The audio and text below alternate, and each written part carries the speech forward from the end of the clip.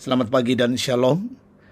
Senang bisa berjumpa kembali bersama Bapak Ibu Saudara-saudara dalam waktu teduh pagi bersama Gereja Toraja Jemaat Bogor edisi Kamis 21 November 2024. Mari kita siapkan bagian firman Tuhan 2 Raja-Raja 22 ayat 1 sampai 10. Sebelum kita mendengar sabda Tuhan, mari berdoa. Kami menaikkan pujian dan syukur bagimu Tuhan Allah. Terima kasih penyertaan-Mu pagi hari ini.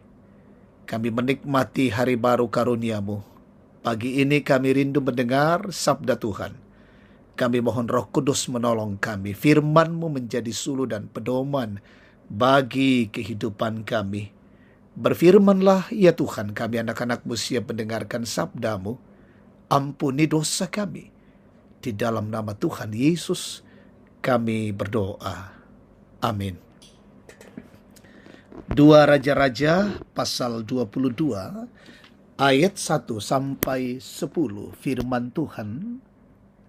Yosia berumur 8 tahun pada waktu menjadi raja, dan selama 31 tahun ia memerintah di Yerusalem. Nama ibunya Yedida binti Adaya dari Boskat. Ia melakukan yang benar di mata Tuhan dan mengikuti semua cara hidup Daud bapa leluhurnya. Ia tidak menyimpang ke kanan atau ke kiri. Pada tahun ke-18 pemerintahannya, Raja Yosia menyuruh Safan bin Asalia bin Mesulam, sekretaris kerajaan, ke rumah Tuhan dengan pesan, "Pergilah kepada imam besar Hilkia, suruhlah ia menyerahkan seluruh uang yang dibawa ke dalam rumah Tuhan yang telah dikumpulkan dari rakyat oleh para penjaga pintu. Baiklah uang itu diserahkan ke tangan para pekerja yang dijadikan pengawas rumah Tuhan, supaya diserahkan kepada para tukang yang ada di rumah Tuhan untuk memperbaiki kerusakan rumah itu. Kepada tukang-tukang kayu, tukang-tukang bangunan, dan tukang-tukang batu, juga untuk membeli kayu dan potongan batu untuk memperbaiki rumah itu. Tetapi tidak perlu diminta perhitungan kepada mereka mengenai uang yang diberikan ke tangan mereka, sebab mereka bekerja dengan jujur." Imam besar Hilkia berkata kepada Safan, sekretaris kerajaan, "Telah kutemukan kitab Taurat di rumah Tuhan." Kitab itu lalu diberikan Hilkia kepada Safan, dan Safan membacanya. Kemudian Safan, sekretaris itu, masuk menghadap raja dan melaporkan hal itu kepada raja. "Hamba-hambamu ini telah mengambil uang yang terdapat di rumah Tuhan dan menyerahkannya ke tangan para pekerja yang mengawasi rumah itu." Safan, sekretaris itu, memberitahukan juga kepada raja, "Imam Hilkia telah memberikan gulungan kitab kepadaku." Safan lalu membacakannya di hadapan raja. Amin. Saudara-saudara yang diberkati oleh Tuhan Yesus, tema renungan kita pagi ini berkualitas karena melakukan kebenaran. Malakbi belana umpogau katonganan. Salah satu hal yang cukup sulit kita lakukan dalam hidup ini adalah bertahan dalam kebenaran. Seringkali kebenaran dikalahkan oleh ketakutan terhadap cemoohan orang, dijauhi, dibenci, dan lain-lain sebagainya. Seringkali juga ketidakbenaran dilakukan dengan dalih, sudah seperti itu sejak dahulu. Inang tempon namo. Pertimbangan tersebut menggagalkan hidup benar. Melalui bacaan kita hari ini, kita melihat cara hidup Yosia yang diangkat menjadi raja pada saat ia berumur 8 tahun. Dan ia memerintah selama 31 tahun. Selama kepemimpinannya, ia hidup sebagai pemimpin yang hidup benar di mata Tuhan.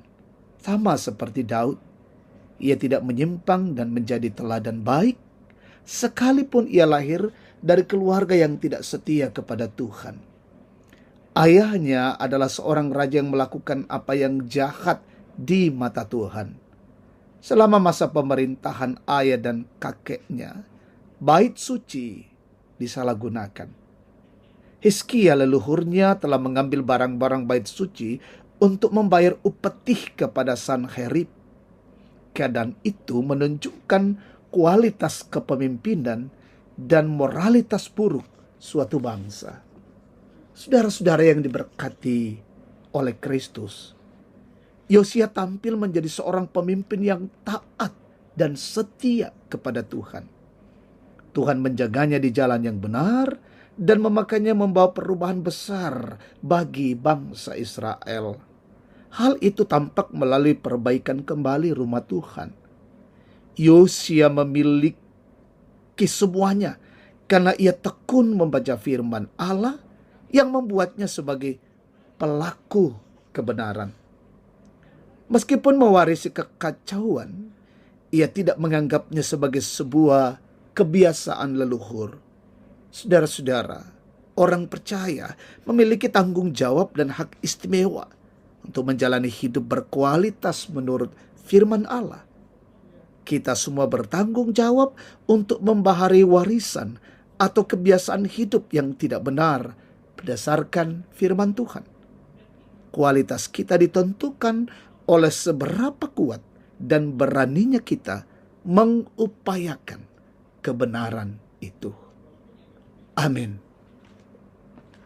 Mari kita berdoa.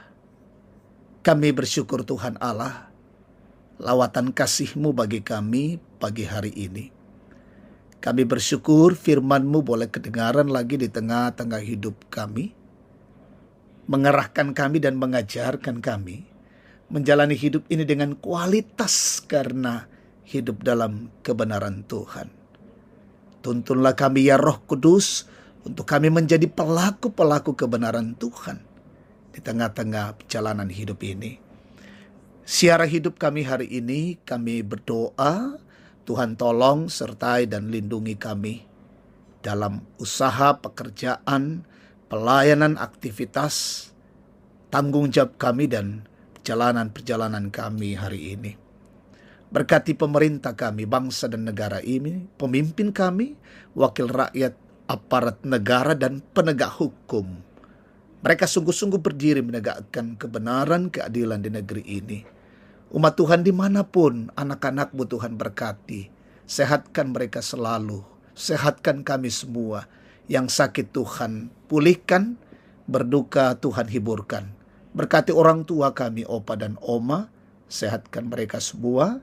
Anak-anak-Mu dalam tumbuh kembang berkati, dalam bangku sekolah, bangku kuliah, peliharakan mereka semua, tetap ditambahkan kecerdasan dan kepintaran.